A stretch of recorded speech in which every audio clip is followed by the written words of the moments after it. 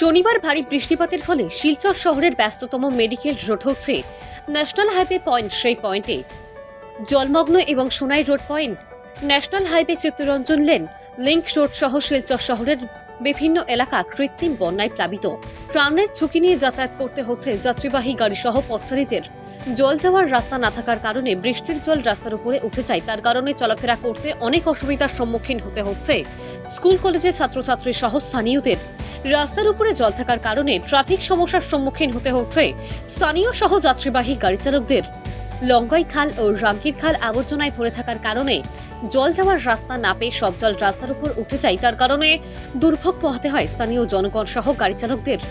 সংবাদ মাধ্যমের সাথে কথা বলতে গিয়ে ন্যাশনাল হাইওয়ে চিত্তরঞ্জন লেনের স্থানীয়রা বলেন, জমাজলের সমস্যা নিয়ে অনেকবার প্রতিবাদও করেছেন, ভোট বয়কট করেছেন, তাতে কোনো লাভ হয়নি। তাদের চিত্তরঞ্জন লেনের নালার জল যাওয়ার রাস্তা না থাকার কারণে চিত্তরঞ্জন লেনের স্থানীয়দের দুর্ভোগ পোহাতে হয় অনেকবার। তাদের জমাজলের সমস্যা নিয়ে অভিযোগ জানানো হওয়ার পরেও কোনো ধরনের বিহিত ব্যবস্থা নেওয়া হয়নি আজ অবধি।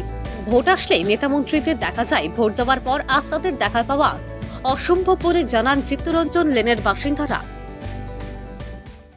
আমাদের সরকার এই যে প্রত্যেকদিন আপনারা রিপোর্টিং কররা বা আপনা কররা বা আলোচনা করেন, কিন্তু আজ পর্যন্ত কোনো প্রতিকার আসেনি। কোনো প্রতিকার তো নাই।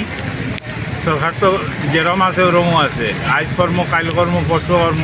আমরা দিনের পর দিন ওই দেখুন না অবস্থা। এটা চিত্তরঞ্জন এভিনিউ না national highway? Chittaranjan lane national highway.